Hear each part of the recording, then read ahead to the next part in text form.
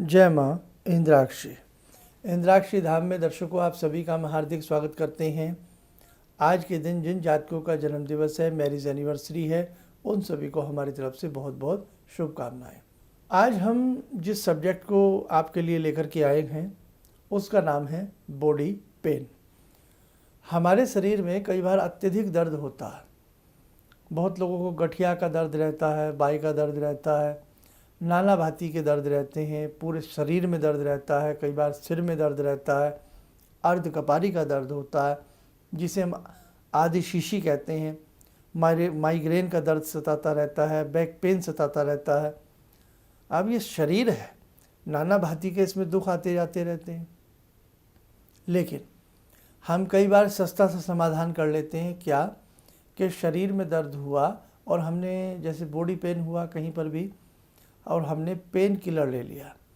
अब pain killer लेने से दर्द तो रुक जाता है, लेकिन पेन किलर कोई हल नहीं है। वो सिर्फ एक तत्कालिक क्षणिक हमें लाभ मिल सकता है, लेकिन वो बीमारी का इलाज नहीं है। और वास्तव में पेन किलर बहुत ज़्यादा हानिकारक होती हैं हमारी किडनी पे, बॉडी पे, अंग अवयवों पे। इसका बहुत ही ज़्यादा नकारात्मक इफ़ेक्ट आता है। इसलिए मेरे दर्शक जो भी इस प्रकार के पेन किलर आदि लेते हैं, कतई भी लेने का प्रयास ना किया करें। बहुत ज़्यादा मजबूरी है, रात बिरात बहुत ज़्यादा है तो हम मान सकते हैं, अदरवाइज़ कुछ लोगों ने तो अपने दर्द को पेन किलर के साथ मित्र बना लिया है कि दर्द उठा नहीं, पेन किलर ले लिया, या दर्द हुआ भी नहीं है, पेन किलर ले लिया कि हो ना जाए, है ना। तो देखो, आप मजबूर हैं, लेकिन प्रयास करें पेन किलर से बचने का। और हमारे शास्त्र में, ज्योतिष शास्त्र में और मंत्र प्रकरण में इसका बहुत बड़ा आलेख है। आयुर्वेद में दर्द निवारक तमाम प्रकार की बटियां हैं। बटी जिसे कहते हैं, जिसे हम इंग्लिश में क्या कहते हैं, टैबलेट। तो नाना प्रकार की आयुर्वेद में बटी हैं जिन्हें लेकर के हम अपने दर्द को अच्छा बना सकते हैं। लेकिन उसके लिए हमें किसी अच्छे वैद्यराज से मिलना पड़ता है, किसी अच्छे नाड़ी चिकित्सक से मिलना पड़ता है, ताकि हमें वो दर्द क्यों है उस दर्द की तह तक पहुंचा जाए और फिर उसका इलाज किया जाए। तो शास्त्रों में, आयुर्वेद में, ख़ास तौर से आयुर्वेद की यदि हम बात करें तो आयुर्वेद में तो बहुत अच्छे अच्छे ट्रीटमेंट हैं बॉडी पेन के। तो आप कभी आयुर्वेद का सहारा ज़रूर लीजिएगा, अच्छे किसी निकटतम वैद्य से राय लीजिएगा, आपको लाभ मिलेगा। अब हम बात करते हैं मंत्र विज्ञान की।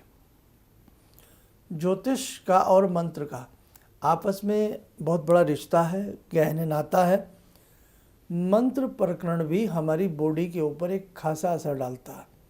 कई बार उच्च दबाव की ध्वनि हमारे शरीर को अजीब सा बनाती है। बहुत लोगों को तेज़ आवाज़ बर्दाश्त नहीं होती, सिर में हेडेक होने लगता है। बहुत लोगों को कोई विशेष ध्वनि बर्दाश्त नहीं होती। तो ध्वनि प्रकरण और मंत्र विज्ञान का एक गहरा नाता है, ज्योतिष शास्त्र के साथ जुड़ा हुआ है। मंत्रों के माध्यम से भी आप अपने शरीर में राहत ले सकते हैं, दर्द आदि को दूर कर सकते हैं, लेकिन इसे मात्र एक अंधविश्वास न समझें। रेकी है, रेकी की जाती है। रेकी में जो आप कोई अच्छा रेकी का साधक होता है, अच्छा मास्टर होता है, तो वो रेकी के माध्यम से कैसे सर्वांग पे हाथ घुमाते हुए दर्द को गायब करता है। ये वास्तविकताएं हैं सारी बातें। एक्यूपंक्चर है, एक्यूप्रेशर है, पॉइंट्स को दबा करके दर्द को दूर किया जाता है। अब बात है कि नॉलेज कितनी है। जो एक्यूप्रेशर की पद्धति आपके साथ अपना रहे हैं, उनको नॉलेज कितनी है ना। बहुत चीज़ें, कई बार ऐसा पॉइंट्स किसी किसी के हाथ में आता है कि आप मानिए ना मानिए, जादू की तरह कमाल हो जाता है। तो ये सब चीज़ें विद्याएं हैं, ये महज एक अंधविश्वास नहीं है। अब उसी में से बहुत सारी बातें आपको समझानी पड़ती हैं, बोर करता हूँ, पर थोड़ा सा आपके लिए ये सारी बातें मुझे करनी पड़ती हैं। अब आता है मंत्र विज्ञान। एक ज़माना था कि नाना भांति के मंत्रों को पढ़ करके सिद्ध किया जाता था और उन मंत्रों के माध्यम से नाना भांति के दर्द, रोग दूर कर दिए जाते थे। बिच्छू ने काटा, सांप ने काटा, कुत्ते ने काटा, यहाँ तक कि आज इंजेक्शन लगते हैं रेबीज़ के या और इस प्रकार की चीज़ें चल गई हैं, वैक्सीन बहुत हैं, तो कुत्ते के काटने तक के लिए ऐसे ऐसे मंत्र शास्त्रों में वर्णित हैं कि वो पढ़े जाएं तो अच्छा लाभ मिलता है। लेकिन मैं आपको एक गाइड दूंगा, वो मंत्र कितना सही है, क्या वास्तव में वो मंत्र आपके पास ओरिजिनल फॉर्म में है। अब कई बार आप कोई भी मंत्र किताब में दाएं बाएं झाँक झोंक करके या अखबार से इधर उधर से मैगजीन से कोई भी मंत्र टाप लेते हैं, लिख लेते हैं और फिर उस मंत्र को पढ़ कर 2-4 बार फूंक मारते हैं, अरे दर्द तो गायब नहीं हुआ, मेरा ये काम तो बना नहीं। तो मंत्र विद्या से विश्वास हटने लगता है। तो देखो, कोई भी अपनी प्रैक्टिकल चीज़ें इतनी जल्दी नहीं देता है ना। तो आप किसी भी चीज़ को किसी अनुभवी व्यक्ति के साथ जुड़ें और उनसे बहुत सारी चीज़ें सीख सकते हैं। जो मंत्र आप किसी विद्या के लिए पढ़ रहे हैं, दर्द के लिए पढ़ रहे हैं, किसी भी चीज़ के लिए पढ़ रहे हैं, वो मंत्र वास्तव में कितना सही है, किस देवता का है, किस विधि से पढ़ा जाता है, ये सारी चीज़ें ध्यान रखी जाती हैं। जाड़ में दर्द हो जाता है, दांतों में दर्द हो जाता है, मंत्र पढ़ के लौंग दे दिया करते थे। हमारे एक बहुत बुज़ुर्ग मित्र कह लें या कुछ भी कह लें, आप मास्टर कह लें, तो वो हमें लौंग दे दिया करते थे। आप यकीन मानिएगा कि दर्द दिखता ही नहीं था गया का, एक मिरेकल सा महसूस होता था, एक चमत्कार महसूस होता था। फोड़ा हो जाता है बहुत लोगों के, तो मंत्र पढ़ा जाता था, मंत्र का जल का छींटा दिया जाता था, ठीक हो जाता था। आज भी यदा कदा वो बातें जीवित हैं कहीं कहीं, लेकिन जीवित हैं। आपने सुना हो शीतला हो जाती है, चेचक हो जाती है, मुंह पे दाने दाने से हो जाते हैं, तो आज भी शीतला माता की पूजा की जाती है और शांति मिलती है, ठीक हो जाता है व्यक्ति। और उसके तकिए के नीचे नीम के पत्ते रखे जाते हैं, नीम की डाली से उसको झाड़ा जाता, व्यक्ति ठीक हो जाता है ना। ऐसे बहुत आज भी ऐसे स्थान हैं कि जिन पे अगर आपके बहुत ज़्यादा मस्से हो गए हैं, मस्से होते हैं ना मोल, बहुत ज़्यादा मस्से हो गए हैं, आपकी कमर पे हो गए हैं, मुंह पे हो गए हैं, तो एक झाड़ू तीली वाली और नमक विशेष स्थानों पर रखवाया जाता है विशेष दिनों में, तो वो बिल्कुल गायब होने लगते हैं। तो ये सब क्या है, ये कोई अंधविश्वास वाली बातें नहीं है। बहुत लोग कमेंट में बाज नहीं आते, लेकिन भाई जब तुम किसी चीज़ को आजमाओगे तभी तो पता लगेगा।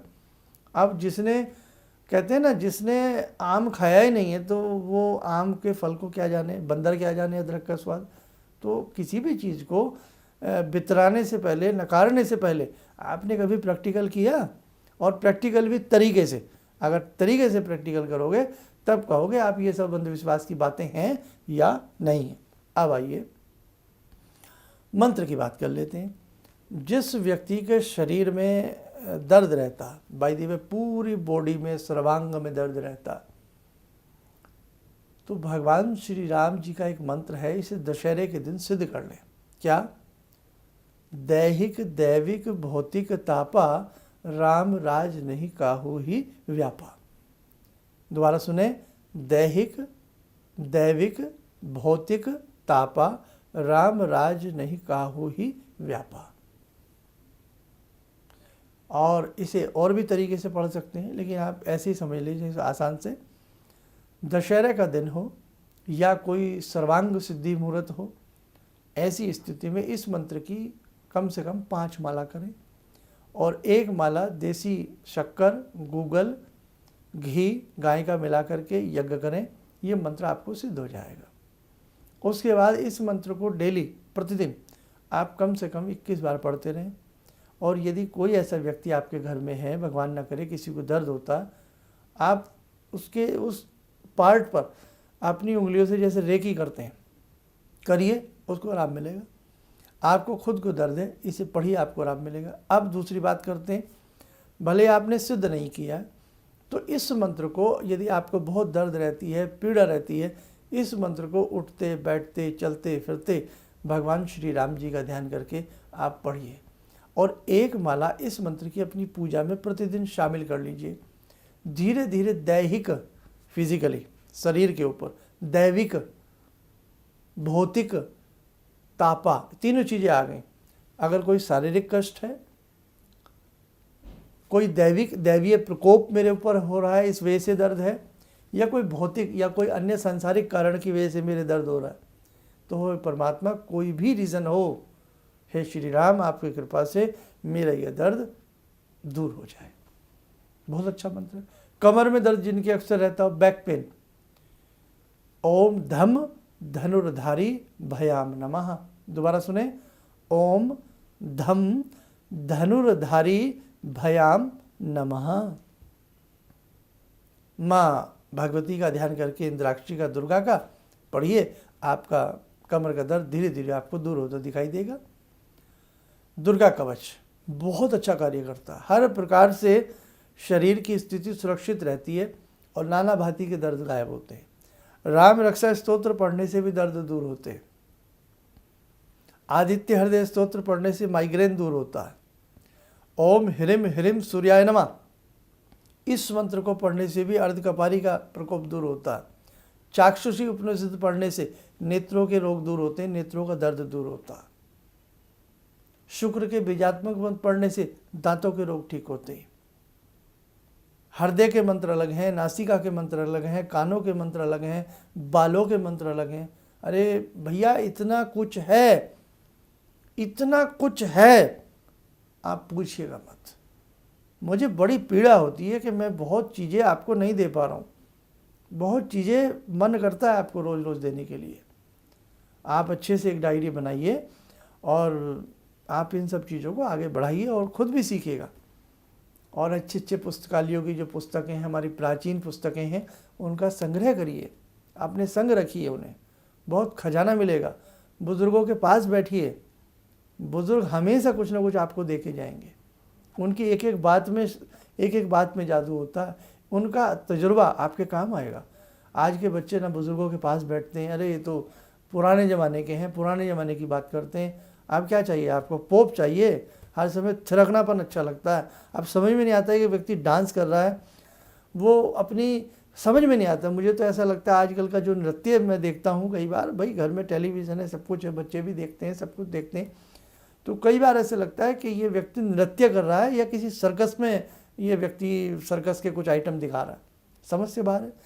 नृत्य कला दूर हो गई, गायन शैली अजीब सी हो गई, और बहुत मुश्किल से ढूंढे से अच्छे वैद्य मिलते हैं। बहुत सारी चीज़ें, लेकिन इसका एक कारण हम भी हैं। क्या? हम पुरानी चीज़ों को ज़्यादातर अंधविश्वास के रूप में ले लेते हैं। अरे अब कहाँ घास फूस खा करके आप महाराज ठीक होंगे, आप कहाँ घास फूस खा करके आप ठीक होंगे, ले लेते हैं ना। पुरानी बातों को तकियानुसी बातें, रूढ़िवादिता का नाम दे देते हैं। पुराने लोगों को आपकी तो पुरानी सोच है ये कह करके नकार देते हैं, और देसी चीज़ों को, काढ़ों को, पत्तियों को ये कह करके छोड़ देते हैं, अरे इन पत्तों से क्या होता है। लेकिन आज कोरोना वायरस में, आज इस महामारी में सबको काढ़े याद आ रहे हैं। सारी मेडिसिन्स फेल हो गई हैं। कोई तुलसी का काढ़ा पी रहा है, कोई नींबू उबाल के पी रहा है, कोई छान के पी रहा है, कोई नाक से पी रहा है, कोई मुंह से पी रहा है। सबको काढ़े याद आ रहे हैं, सब खोज रहे हैं आज। तो देखो, ऐसा नहीं है कि हर चीज़ को नकारना नहीं चाहिए। हर चीज़ को आप भले ही उस चीज़ को अपने प्रयोग में ना लाएं, लेकिन हर चीज़ पे तोहमत नहीं लगानी चाहिए। आप बैठिए कभी बुज़ुर्गों के पास, क्या क्या आपको वो बताएंगे। बैठिए कभी अपनी दादी के पास, नानी के पास, बुआ के पास। अब अंग्रेज़ी हावी हो गई है, बुआ भी आंटी है, चाची भी आंटी है, सभी तो आंटी बन गए। हिंदी का ही शब्दकोश ऐसा है जिसमें हर रिश्ते के लिए अलग शब्द यूज़ किया जाता है। तो इतने अंग्रेज़ हम लोग ना बने। और देखो, अब ऐसा मौका दिया है हमें प्रकृति ने, अपने आप को पहचाने, अपनी पुरानी कल्चर पर लौटें, उसी हिसाब से रहें जैसे पहले रहते थे। पहले बहुत सारी बातें, खैर सब्जेक्ट बहुत बड़ा हो जाएगा। दर्द पे हम चल रहे थे, तो राम रक्षा स्तोत्र उसमें काम कर सकता है, और दुर्गा कवच उसमें काम कर सकता है। आदित्य हृदय स्तोत्र उसके लिए बहुत अच्छा है। और कमर दर्द के लिए मंत्र रिपीट कर देता हूँ, ओम धम धनुर्धारी भयाम नमः। और किसी भी तरह की शरीर में कोई पीड़ा हो, उसके लिए बहुत अच्छा मंत्र है। आप वैसे इसको चलते फिरते पढ़ सकते हैं, पढ़ सकती हैं। किसी के लिए भी आप पढ़ सकते हैं, दैहिक दैविक भौतिकता पर। बहुत अच्छा मंत्र है। तो दर्शकों, उम्मीद करता हूँ शायद बोर तो आपको मैंने किया, लेकिन शायद कहीं ना कहीं कुछ आपको समझ में ज़रूर आया होगा। आप में से अनेकों लोगों की वैदिक जन्म पत्रिकाएँ हमारे यहाँ बनने के लिए आई हुई हैं। बहुत लोगों की भेज चुके हैं, कुछ लोग रह गए हैं। धीरे धीरे स्थिति ईश्वर सामान्य ज़रूर करेंगे, ऐसा नहीं है, विश्वास रखें भगवान पे। सब कुछ धीरे धीरे लौटेगा, सब कुछ धीरे धीरे ठीक होगा। और हमारे साथ भी आप अच्छे से जुड़े रहिएगा। हम भी पूरा प्रयास करते रहेंगे कि घर बैठे बैठे एक मित्र की तरह, एक सखा की तरह आपके संग जुड़े रहें। और एक प्रयास मेरा सबसे ज़्यादा रहता है कि मैं आपसे जब बात करता हूँ तो मैं ऐसे करता हूँ कि जैसे मैं अपने बच्चों से करता हूँ, अपनी बेटी से करता हूँ, अपने बेटे से करता हूँ, अपने परिवार के लोगों से करता हूँ। कभी भी मेरे मन में ये नहीं आता कि आप कहीं दूर हैं। हमेशा ये लगता है कि बस बिल्कुल मेरे सामने आप लोग बैठे हुए हैं और सुन रहे हैं। तो जो भी हमारे संस्थान में कार्य जिनके पेंडिंग पड़े हुए हैं, भाई शीघ्र से शीघ्र हम उनको निपटाने का प्रयास करेंगे, क्योंकि अभी स्टाफ भी नहीं आता है ऑफिस में, सब कुछ ऐसे ही चल रहा है ना। तो बस थोड़ा सा आप लोग धैर्य रखें। इन्हीं शब्दों के साथ हम अपनी वाणी को विराम देते हैं। जय माँ इंद्राक्षी।